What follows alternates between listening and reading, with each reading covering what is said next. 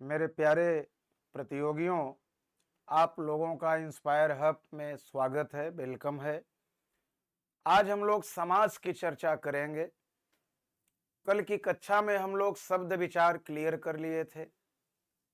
इसके अंतर्गत तत्सम क्या है, तद्भव क्या है, देशज क्या है, विदेशज क्या है, और विदेशज में जो अरबी, फारसी, तुर्की, चीनी, जापानी, संकर शब्द, रूढ़, यौगिक, योग रूढ़, पर्यायवाची, विलोम, लोकोक्ति, मुहावरे, अनेकार्थक शब्द, इन सब की पूरी चर्चाएं हम लोग कर लिए थे। ठीक है, तो आज आइए बेटा हम समास की चर्चा करते हैं।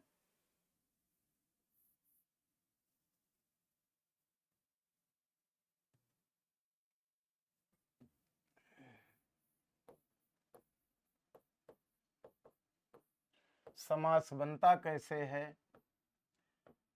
तो यहाँ बेटा ये सम उपसर्ग है और इसके बाद आप देखते होंगे कि लोग लिख देते हैं आस, सम और आस, जबकि ये बना कैसे? सम उपसर्ग, अस धातु, घय प्रत्यय। घय प्रत्यय क्या बोध कराता है? अ। इसको आप जोड़ेंगे तो क्या बनेगा? समस। इसके बाद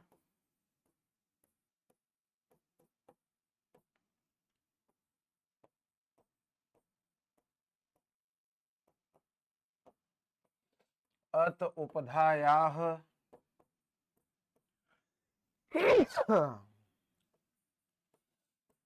सूत्र से म को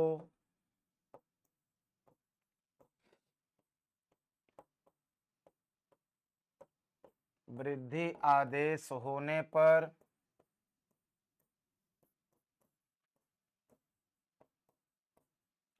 समास शब्द बना, जिसका अर्थ क्या होता है? संक्षेप।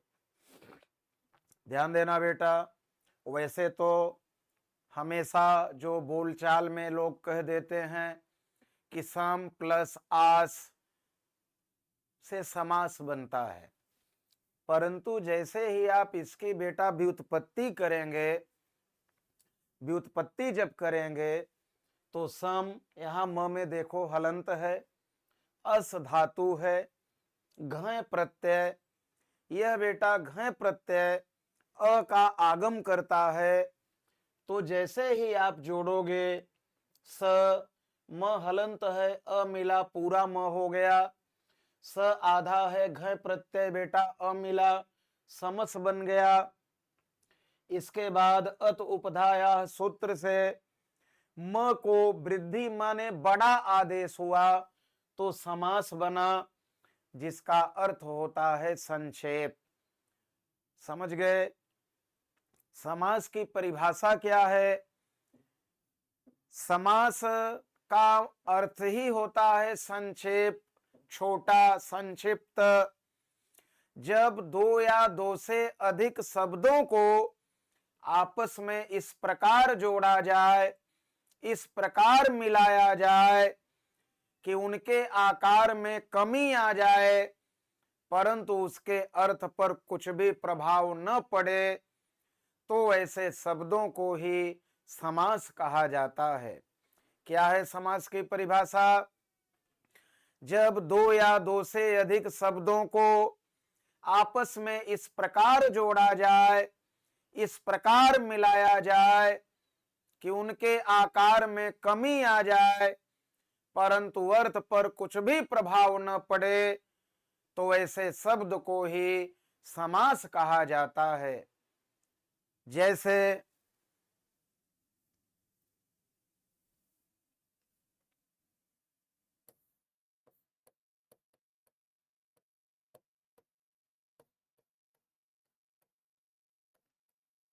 गांव का प्रधान,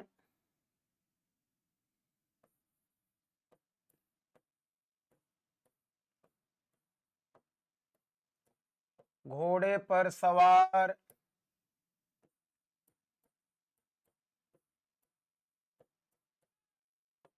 राजा का पुत्र,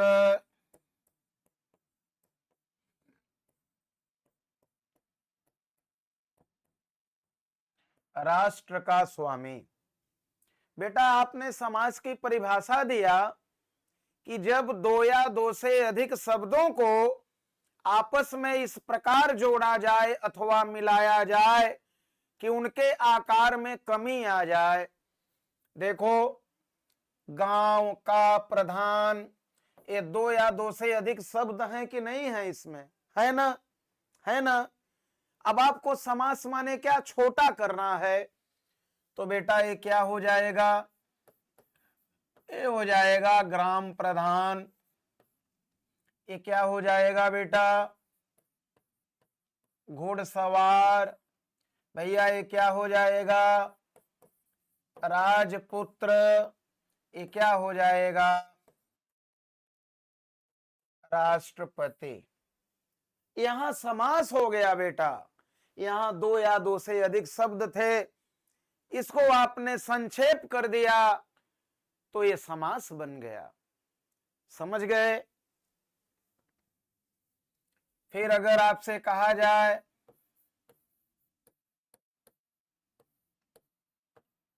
समस्त पद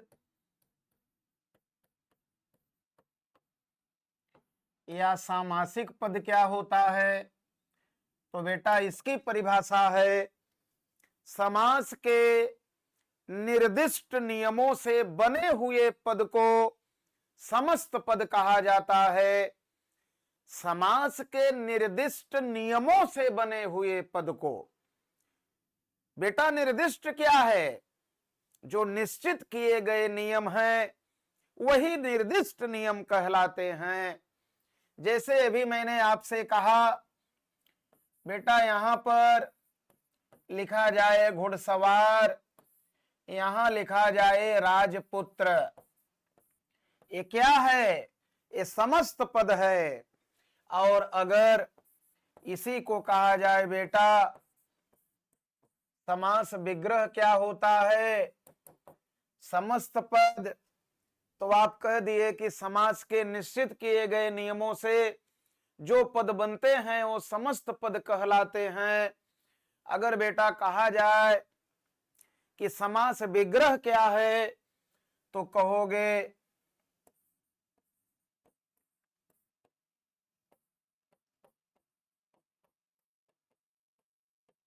दोनों पदों को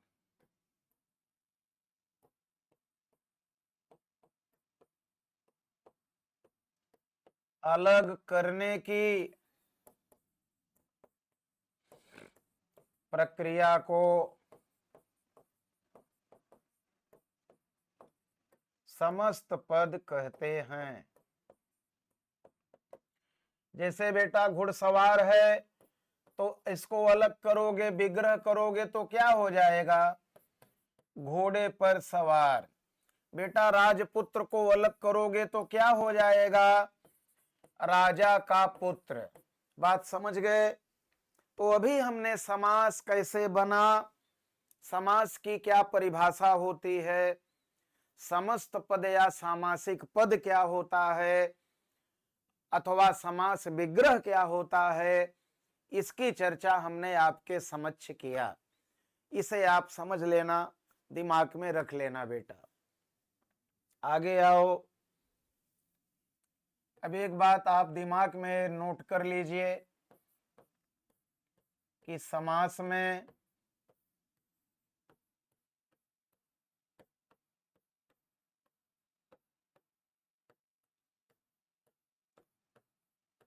दो पद होते हैं।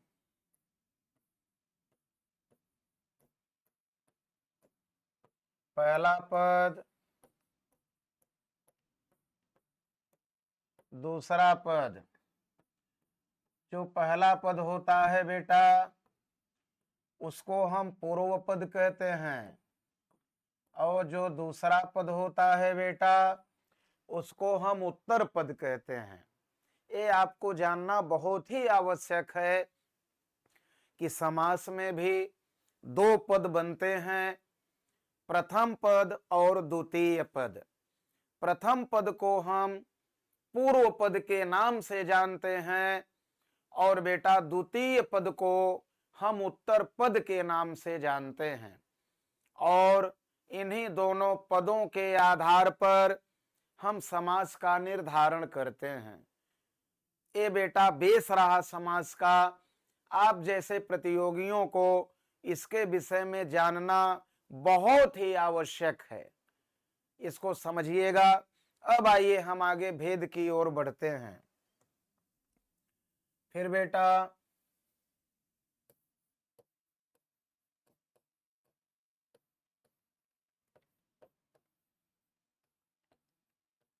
समास के भेद, समास के 6 भेद माने गए हैं। पहला अव्ययी भाव समास, दूसरा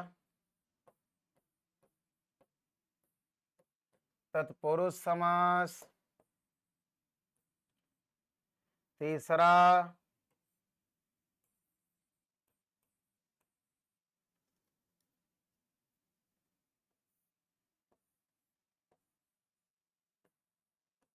कर्मधारय समास,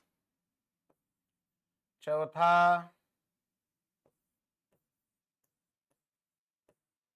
द्विगु समास, पांचवा द्वंद्व समास,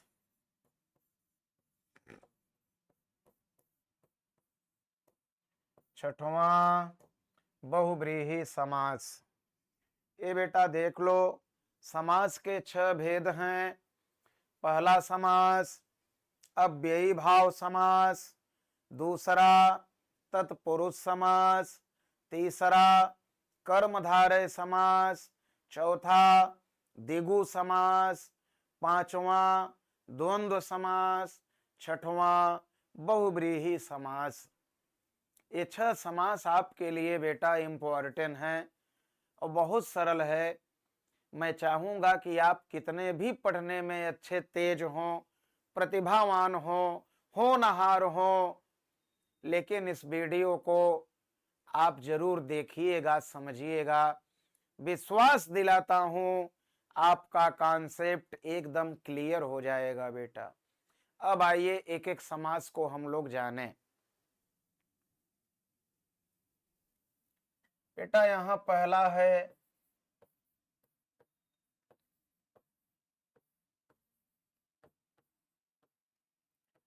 अव्ययी भाव समास। अव्ययी भाव समास का ये आपको ट्रिक बता रहे हैं, ये ट्रिक समझिए।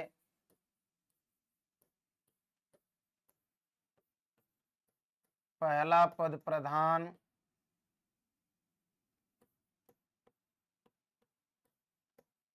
एवं अव्यय।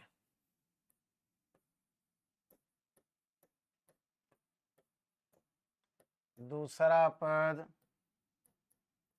संज्ञा। बेटा ध्यान देना, ये ट्रिक जैसे आप जैसे बच्चे दिमाग में सेट करोगे, कभी भी आप अव्ययी भाव समास का एग्जाम्पल गलत नहीं कर सकते हो। मेरे प्यारे बच्चों, दिमाग में रखना कि अव्ययी भाव समास का पहला पद ही प्रधान होता है और पहला पद अव्यय होता है। अब आप कहोगे कि सर अव्यय क्या है? शब्द विचार के वीडियो में आप देखोगे, अविकारी शब्द में पढ़ाया था। अविकारी को ही अव्यय कहा जाता है बच्चों। अव्यय का मतलब ऐसा पद, ऐसा शब्द जो लिंग वचन कारक के आधार पर नो चेंज, कोई बदलाव नहीं उसमें हो सकता है। अगर वह शब्द ज्यों का त्यों बना रहे तो वही उपसर्ग अव्यय अविकारी कहलाता है। और दूसरा पद संज्ञा। संज्ञा माने नाम से रिलेटेड। जैसे मैं यहां पर लिखा बेटा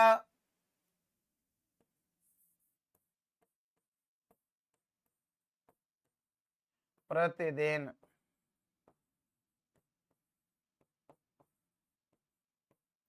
यथाशक्ति,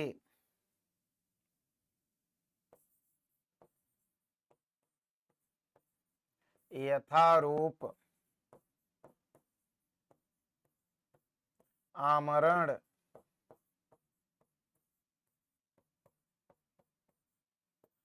बेरोजगार। जरा बेटा देखो, आप देखो, ये तो अव्ययी भाव पढ़ रहे हो। इसी तरह आप 6 समास पढ़ोगे, पूरे 6 समास का अलग अलग नियम, अलग अलग रूल आपको दिखाई पड़ेगा। तो बेटा जैसे प्रतिदिन है, आपको देखना क्या है, सबसे पहले कोई भी समास आपके परीक्षा में पूछा जाए, पहले आप उसे 2 पद में बांट दो, पूर्व पद और उत्तर पद, पहला पद और दूसरा पद। तो बेटा अव्ययी भाव समास कैसे क्लियर करो? देखो कि पहले में क्या है, प्रति, दूसरे में क्या है, यथा, फिर है यथा, फिर है यहां पर आ, फिर है वे। बेटा ये बताओ, क्या प्रति शब्द को आप बदल सकते हो क्या? ये उपसर्ग है और वही अव्यय है, वही अविकारी है, इसमें कोई बदलाव नहीं हो सकता है। बेटा यथा है, आ है, बे है, कोई बदलाव नहीं। इसके बाद अव्ययी का तीसरा ट्रिक क्या?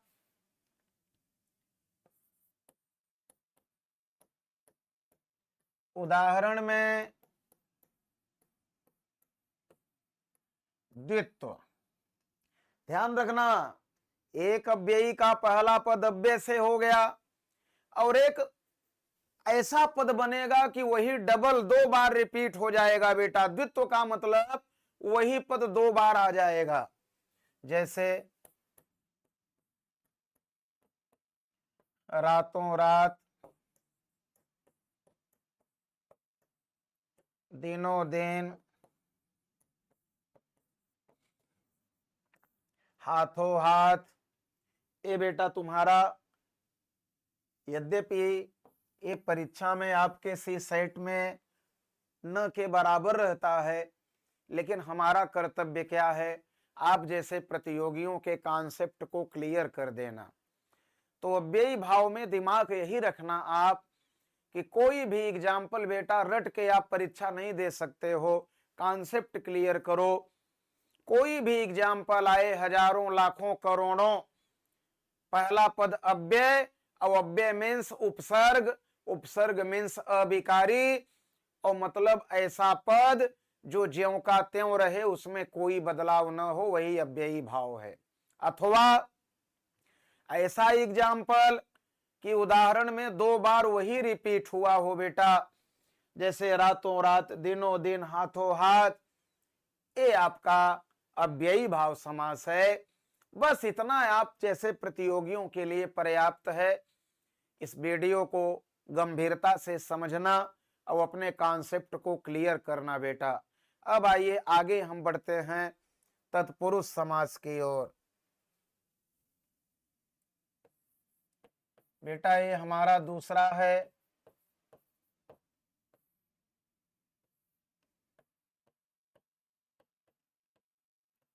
तत्पुरुष समास। इसका क्या ट्रिक है बेटा?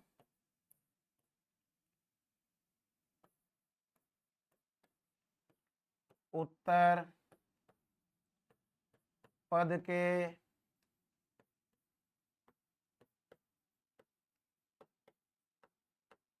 अर्थ की प्रधानता।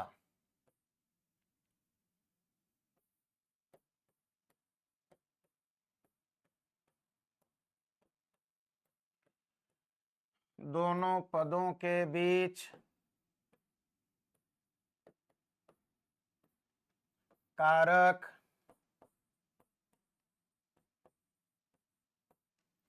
विभक्ति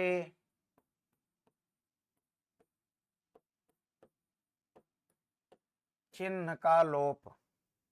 ये बेटा तत्पुरुष समास का ट्रिक है, इसे आप दिमाग में रख लो, कभी भी गलत नहीं हो सकता है। क्या रखोगे?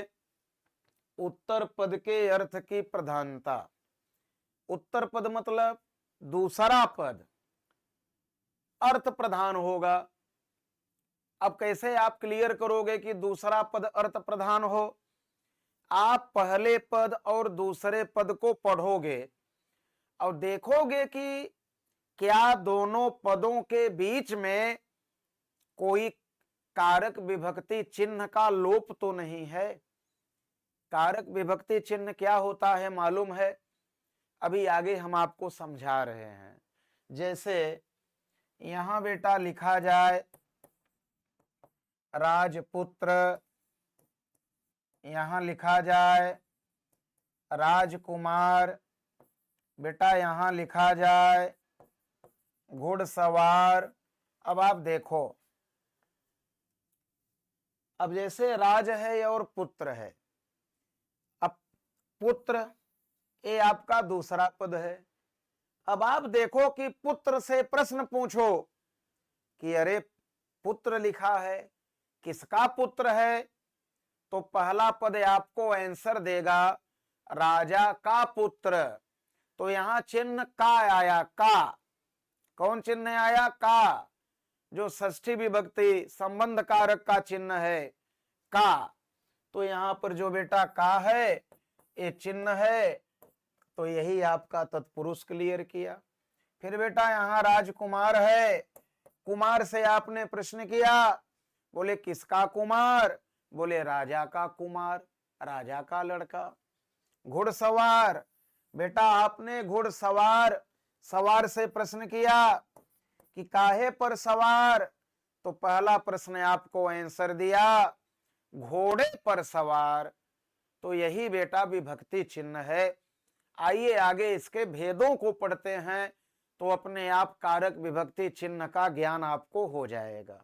ठीक है,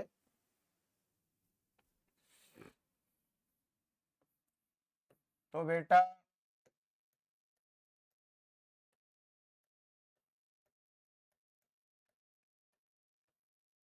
तत्पुरुष समास के भेद। तो तत्पुरुष समास के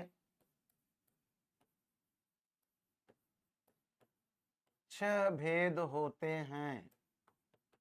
बेटा तत्पुरुष समास के कितने भेद होते हैं? 6 भेद होते हैं बेटा। यहां मैं लिख रहा हूं, पहला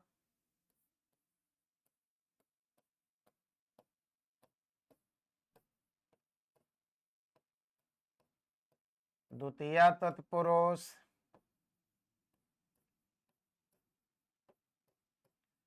या कर्म तत्पुरुष। दूसरा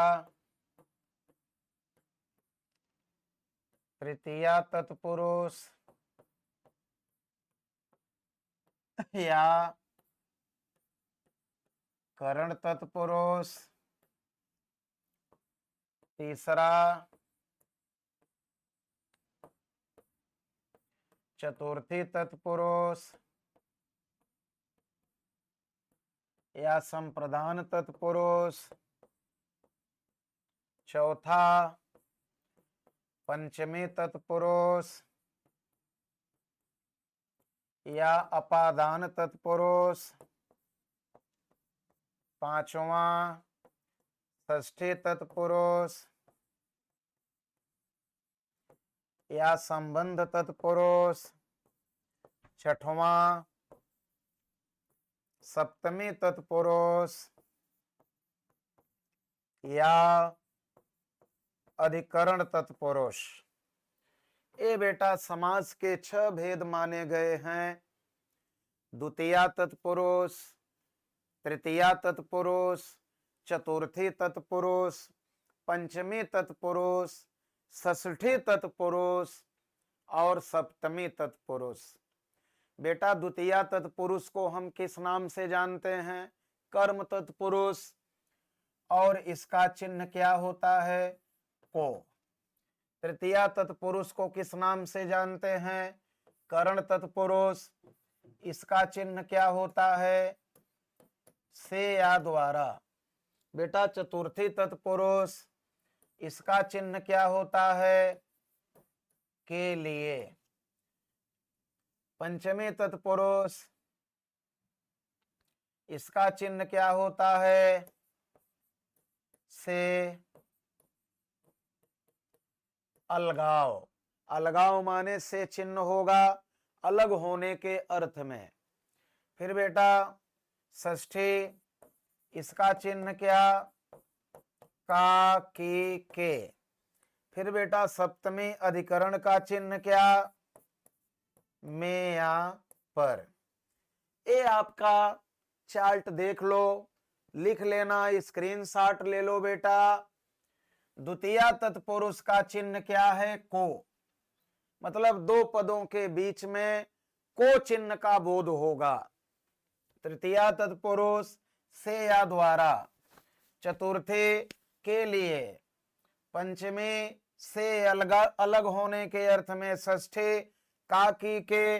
सप्तमी अधिकरण में या पर। ओके, अब आइए इन 6 समासों को हम लोग चर्चा करते हैं। देखो बेटा, नहीं नहीं सर, बहुत बढ़िया।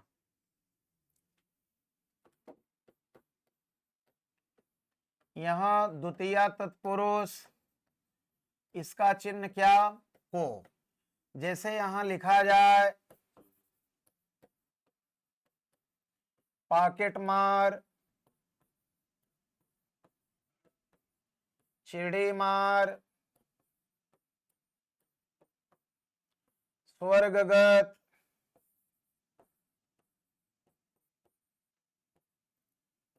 ये बेटा देखो, जैसे कहा जाए पॉकेट मार में समास है, तो आप कैसे क्लियर करोगे?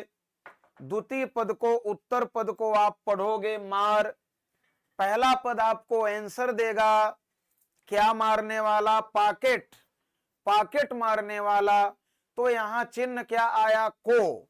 तो को होने के कारण यहां पर कर्म तत्पुरुष या द्वितीय तत्पुरुष क्लियर हो गया। यदि आपके विकल्प में द्वितीय, तृतीय, चतुर्थी, पंचमी लिखा है तब तो ठीक है, नहीं तो आप सीधे ऑप्शन तत्पुरुष पर जाएंगे।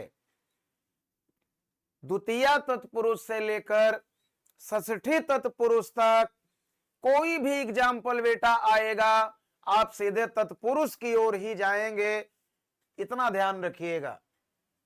अब आइए तृतीय तत्पुरुष के बारे में।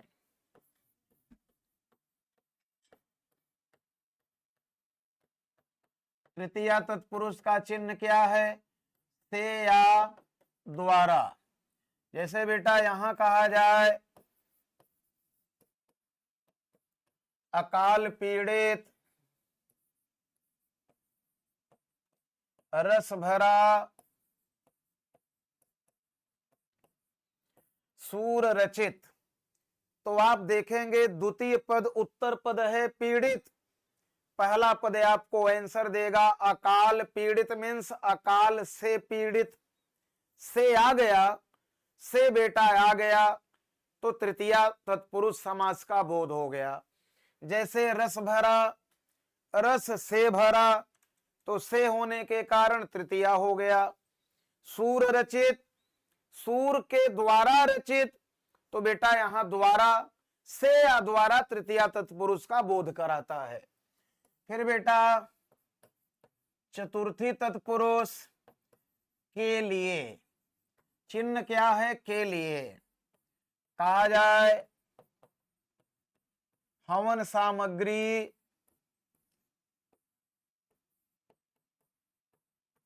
डाक गाड़ी,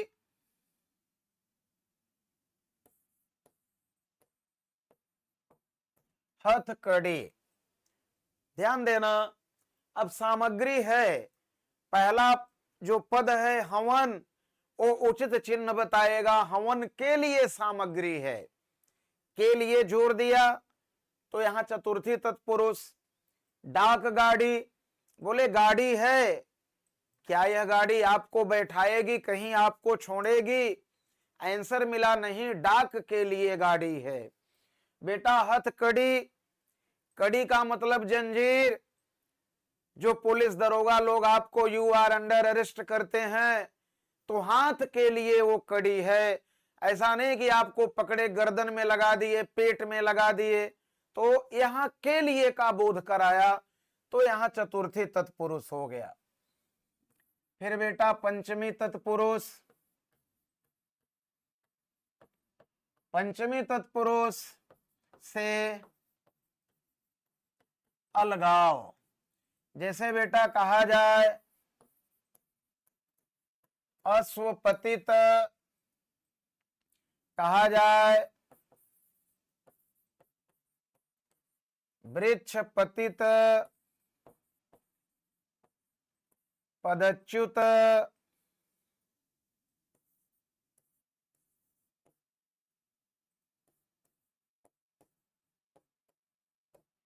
देश निकाला। अब ध्यान देना, अश्वपतित शब्द है, पत माने गिरना, अश्व माने घोड़ा, घोड़े से गिरा। तो बेटा पंचमी तत्पुरुष वहां पर है जहां से तो आए, परंतु एक अलगाव का बोध हो, तो वहां पंचमी तत्पुरुष हो जाएगा। फिर बेटा वृक्ष पतित, पेड़ से गिरा, तो बेटा पेड़ से अलग हो रहा है, तो यहां पंचमी। पदच्युत, च्युत का मतलब होता है अलगाव, किसी पद पर बैठा है, उस पद से उसको अलग कर दिया गया, तो अलगाव होने के कारण पंचमी तत्पुरुष। देश निकाला, देश से निकाला, तो देश से अलगाव हो गया, ठीक है ना। षष्ठी तत्पुरुष,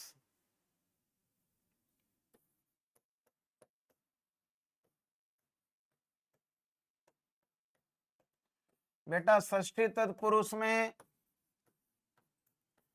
का की के चिन्ह आता है। जैसे कहा गया राजाज्ञा, भारतेंदु, राष्ट्रपति, राजपुत्र। बेटा देखें, राजाज्ञा, राजा प्लस आज्ञा, तो आज्ञा से राजा की आज्ञा, की चिन्ह होने के कारण यहां षष्ठी तत्पुरुष। भारतेंदु, भारत प्लस इंदु, इंदु माने चांद, भारत का चंद्रमा भारतेंदु बन गया। राष्ट्रपति, पति माने स्वामी, राष्ट्र का स्वामी। कहने का मतलब बीच में दो पदों के बीच जो चिन्ह आ रहा है, यही चिन्ह तत्पुरुष की ओर संकेत कराता है। फिर बेटा सप्तमी तत्पुरुष, सप्तमी तत्पुरुष का चिन्ह क्या होता है? पर या में। जैसे बेटा कहा जाए वनवास, घोड़सवार, आप बीती,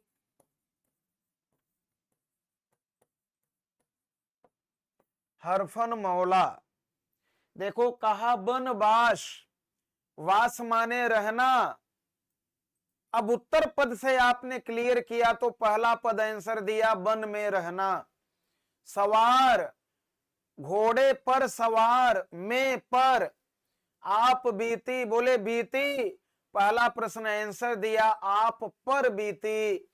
हरफन मौला, मौला माने निपुणता, हर कार्य में निपुण, चतुर, पारंगत। तो बेटा अगर दो पदों के बीच में या पर चिन्ह का बोध आए, तो वहां पर हमारा तत्पुरुष क्लियर हो जाता है, वो भी पार्ट में तो सप्तमी तत्पुरुष। ठीक है, इतनी बात समझ गए। अब आइए हम तीसरे समास की ओर बढ़ते हैं। बेटा तीसरा हमारा समास है कर्मधारय समास। बेटा इसका ट्रिक क्या है, ध्यान देना। विशेषण और विशेष्य बराबर कर्मधारय। ये ट्रिक फार्मूला दिमाग में रखिए। कर्मधारय का ट्रिक, दो पद होंगे समास में, एक पद बेटा विशेषण होगा और एक पद विशेष्य होगा। आप जानो विशेषण माने विशेषता और बेटा विशेष्य माने जिसकी विशेषता। विशेष्य माने जिसकी विशेषता। अब ये दोनों कॉन्सेप्ट से क्लियर हो जाएगा। जैसे बेटा यहां पर आया, ध्यान देना, प्रश्न आया नवयुवक, प्रश्न आया मुख्यमंत्री, प्रश्न आया सद्भावना, प्रश्न आया अधमरा, प्रश्न आया लाल मिर्च, प्रश्न आया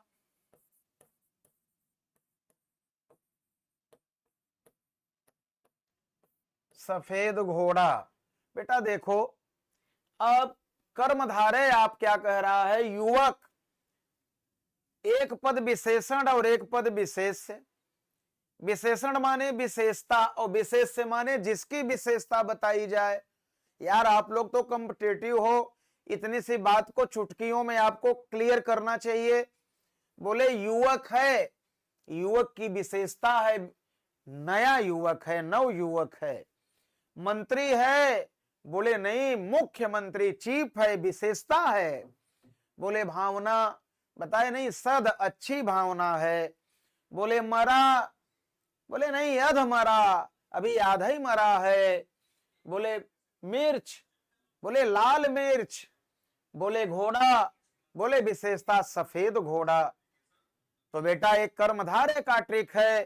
परीक्षक कोई भी एग्जाम्पल बेटा बनाए, आपको सिर्फ और सिर्फ विशेषण और विशेष्य से कर्मधारय को क्लियर कर लेना चाहिए। आइए आगे बढ़ते हैं। बेटा चौथा है हमारा द्विगु समास। और बेटा द्विगु का ट्रिक क्या है, ध्यान देना। पहला पद संख्या प्लस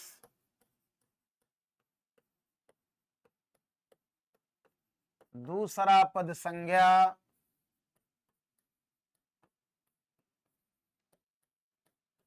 दोनों को जोड़ने पर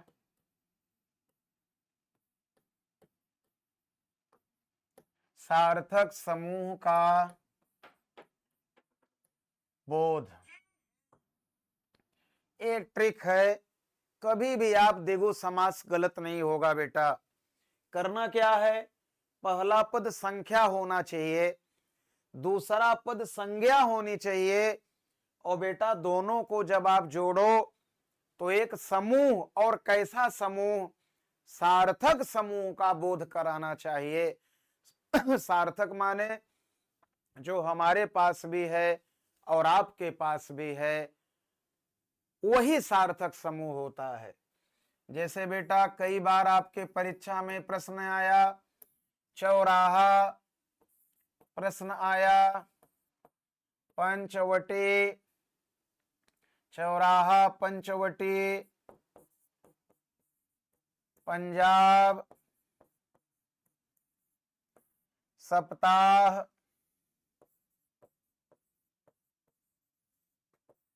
अब देखो आप, चौराहा पहला पद है चौ मीन्स चार, और दूसरा है राह माने संज्ञा, चार राहों का समूह। बेटा पंचवटी पांच वृक्षों का समूह, पंजाब पांच नदियों का समूह, बेटा पंच आब पांच नदियों का समूह, सप्ताह 7 दिनों का समूह, 98 8 यानों का समूह। बेटा कहा जाए नवरात्रि, कहा जाए अष्ट सिद्धि। मतलब कहने का पहला वत संख्या हो, दूसरा संज्ञा हो, जोड़ने पर सार्थक समूह बोध हो बेटा, वही हमारा द्विगु समास होता है। आइए आगे बढ़ते हैं। पांचवा है बेटा द्वंद्व समास। भैया इसका ट्रिक क्या है, ध्यान देना। दोनों पदों के बीच में प्रायः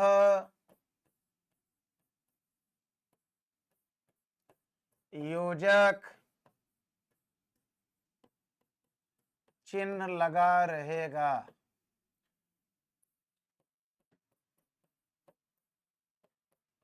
और का बोध कराएगा। यही ट्रिक है बेटा द्वंद्व समास का। कोई भी एग्जाम्पल आए, 99% के एग्जाम्पल में दो पदों के बीच योजक लगा रहेगा, और जैसे ही आप अर्थ करोगे तो वह अर्थ और का बोध कराएगा। जैसे बेटा यहां लिखा रात दिन, माता पिता, भाई बहन,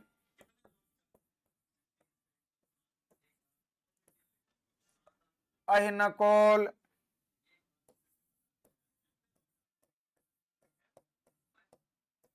शीतोष्ण।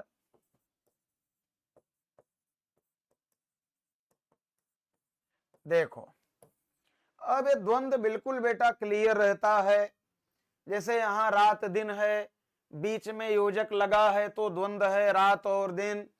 माता पिता, माता और पिता, भाई बहन, भाई और बहन, अहिनकुल, अहि माने सांप। देखो यहाँ योजक नहीं लगा बेटा, लेकिन जैसे ही दोनों अर्थ आप करोगे, अहि नकुल, अहि माने सांप और नकुल माने नेवला। शीतोष्ण, शीत माने ठंडी और उष्ण माने गर्मी, ठंडी और गर्मी, सुख दुख, सुख और दुख। तो द्वंद्व का यही एक शानदार ट्रिक है योजक, इससे आप पकड़ लेंगे। अब आइए अंतिम समास छठवां,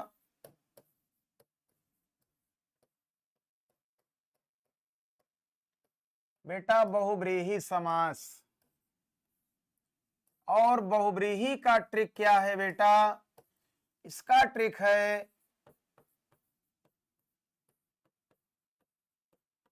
दोनों पदों को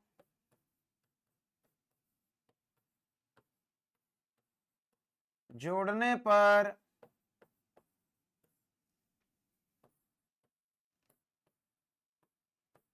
अन्य पद की प्रधानता।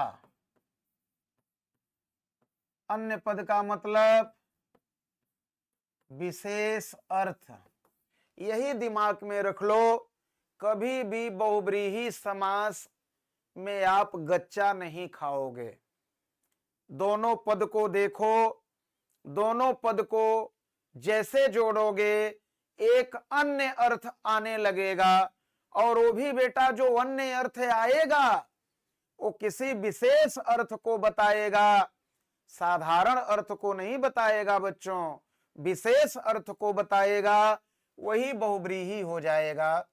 जैसे कुछ उदाहरण मैं लिख रहा हूं बेटा, मृत्युंजय,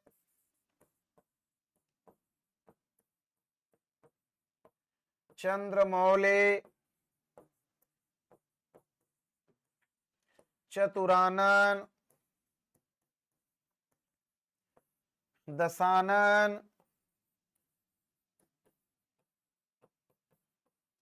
प्रधानमंत्री, बीड़ा पाड़, चक्रधर, त्रिवेणी।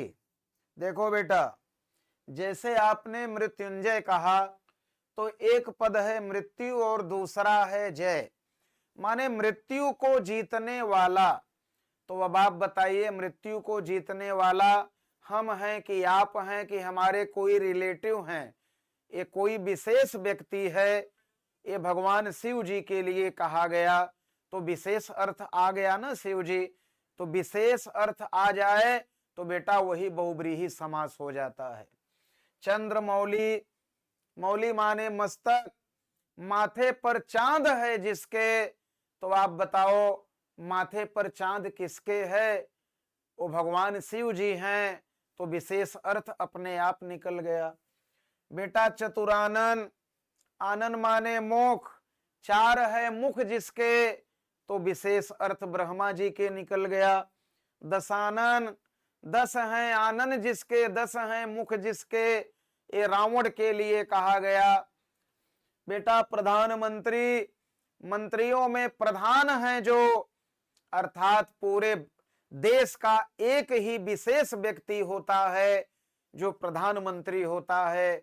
अभी आपने इसके पहले मुख्यमंत्री में कर्मधारय पढ़ा, क्योंकि बेटा देश के जितने राज्य उतने मुख्यमंत्री, कोई विशेष तो नहीं निकला ना, विशेष माने इकलौता, लेकिन प्रधानमंत्री पूरे देश का एक अलग व्यक्ति, इसलिए बहुब्रीहि समास माने। बीड़ा पाड़ी, पाड़ी माने हाथ में बीड़ा है जिसके, तो बेटा ये मां सरस्वती के लिए कहा गया। माने दोनों अर्थ जैसे करोगे विशेष अर्थ निकलने लगेगा। फिर बेटा चक्रधर, धर माने धारण करना, चक्र माने चक्र, चक्र को धारण किया है जो, वो कोई विशेष व्यक्ति है, चाहे विष्णु भगवान कह दो, चाहे दुर्गा मां, मतलब कोई विशेष देवी देवता ही है। बेटा त्रिवेणी, अब त्रिवेणी कई बच्चे द्विगु समास में लगा देते हैं। त्रि माने तीन, बेड़ी माने नदियां, तीन नदियों का समूह किसकी ओर संकेत करता है? बेटा ये त्रिवेणी संगम की ओर इशारा करता है, तो संगम एक विशेष मान लिया गया। दुनिया की आधे से अधिक आबादी अभी प्रयागराज महाकुंभ मेले में पूरे प्रयागराज में उमड़ पड़ा, तो बेटा ये बहुब्रीहि समास का ट्रिक है। और मैं समझता हूं कि यदि आप गंभीरता से, ईमानदारी से इस वीडियो को देखेंगे, समझेंगे, तो आपका कॉन्सेप्ट समास में क्लियर हो जाएगा, कहीं से भी कोई डाउट नहीं होगा। तो हमारी शुभकामना है कि आप जैसे बच्चे अपनी परीक्षा को क्लियर करें, आदरणीय डॉक्टर सुनील त्रिपाठी सर के मार्गनिर्देशन में अपने भविष्य को उज्जवल बनाएं।